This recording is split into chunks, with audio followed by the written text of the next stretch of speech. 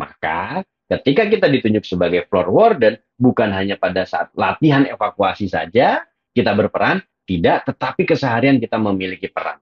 Bagaimana melakukan upaya pencegahan kebakaran. Sebagai contoh lagi, floor warden.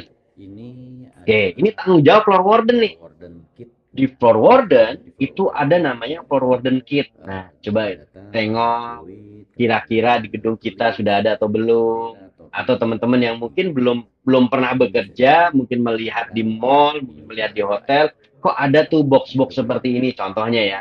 Ada namanya floor warden kit. Nah, Ini floor warden kit itu isinya adalah apa? Mungkin kalau di rumah floor sakit bisa warden melihat ada kit. helm warna Bisa putih, dilihat ada di helm warna sini merah, ada helm warna kuning, warna biru, warna hijau dan data sebagainya.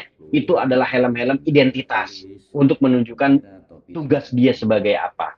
Ini Letaknya itu sudah ada di lantai dipasang masing-masing. di Tidak lantai. dikumpulkan dalam satu tempat Sudah punya. oleh pengelola bangunan gedung, hanya akan digunakan pada saat Oke, latihan. Tidak ini seperti itu. adalah Tetapi ditempatkan di floor mana? warden Di kit. Nah, area-area bisa dilihat di yang floor warden mana kit area tersebut ada mudah dijangkau oleh tim tanggap data, darurat. ada fluid, Sebagai contoh video yang ada paling tulis kanan dari teman-teman merah, semua, topi dan juga itu ada sarung. namanya rompi, ada Ini bisa topi, dimanfaatkan ada untuk apalagi tuh, dicetak. ada Ini kalau punya. kertas, list, ada pensil, ada fluid Ini sebagai pengeras suara. adalah Nah, floor ini warden adalah kit. contoh Bisa bagaimana dilihat di floor alat warden yang kit itu digunakan ada seorang floor warden data, ada atau fluid, seorang kemudian ada tulis, koordinator ada lantai. penil, Ini kemudian peralatannya. ada rompi. Nah, ini adalah implementasi Tulis sebenarnya. Bagaimana merah, manajemen topi, keselamatan kebakaran gedung kemudian itu lantai. bisa benar-benar Ini udah diterapkan, punya. bukan hanya sekedar teori ataupun sekedar Ini wacana saja, adalah tetapi ini benar-benar floor diterapkan. warden kit. Nah, hal-hal seperti ini yang Di perlu floor juga kita warden kit itu informasikan. ada Contoh yang data, lainnya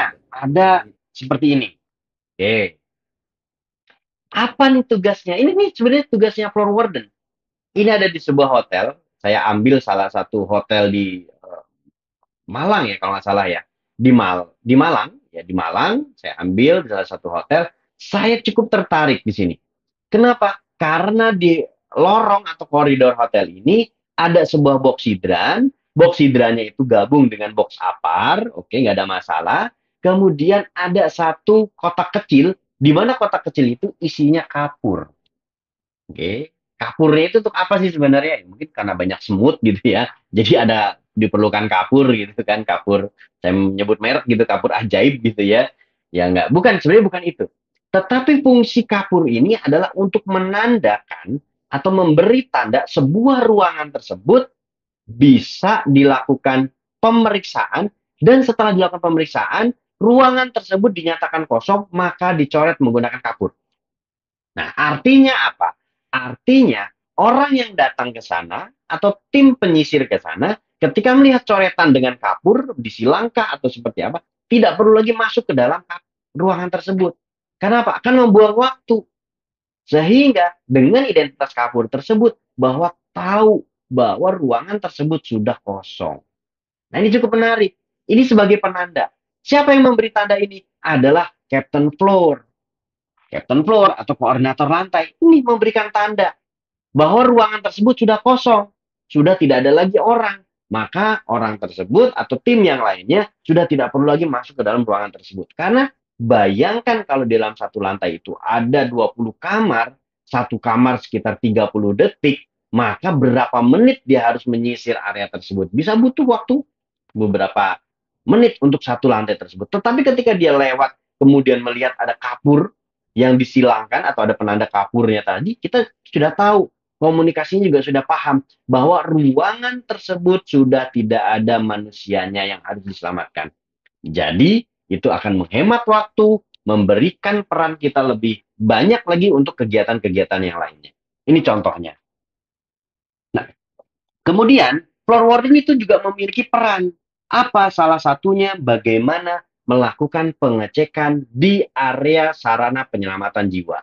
Sebagai contoh, ini kan standarnya begini nih, bahwa box hidran itu warnanya merah. Ada nggak box hidran yang warnanya lainnya? Ya, standarnya warnanya merah. Kenapa kok harus warna merah?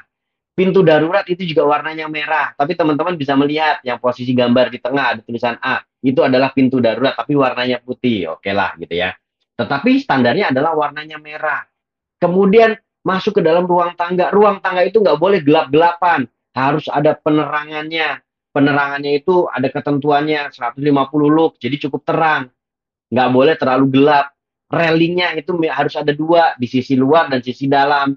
Kenapa? Itu karena untuk memberikan keamanan dan keselamatan di kedua sisi. Selama ini mungkin kalau coba kita lihat di kantor kita, di ruangan kita, atau di lantai kita, kita buka pintu daruratnya, pintu tangga daruratnya ada berapa railingnya. Kalau baru satu, maka itu belum sesuai ketentuan.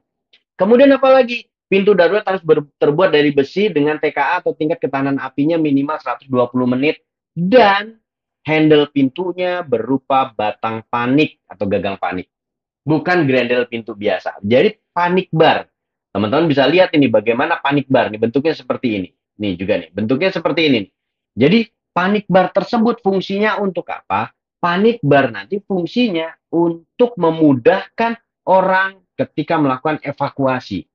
Di sini peran floor warden untuk melihat bagaimana ruang tangga darurat tersebut dalam kondisi yang benar-benar bersih, kondisi benar-benar aman. Di ruang tangga darurat ada disiapkan yang atau disediakan yang namanya pressure fan untuk memberikan tekanan positif di ruang tangga sehingga ruang tangga tersebut tidak mudah dimasuki oleh asap. Seperti itu. Jadi, teman-teman, sebagai seorang floor warden ke depannya memiliki tugas dan tanggung jawab yang cukup banyak, cukup besar. Ya, melaporkan kondisi-kondisi ketika kondisinya dalam keadaan aman. Seperti itu. Nah, kemudian struktur organisasi yang lainnya, salah satunya ada tim pemadam kebakaran.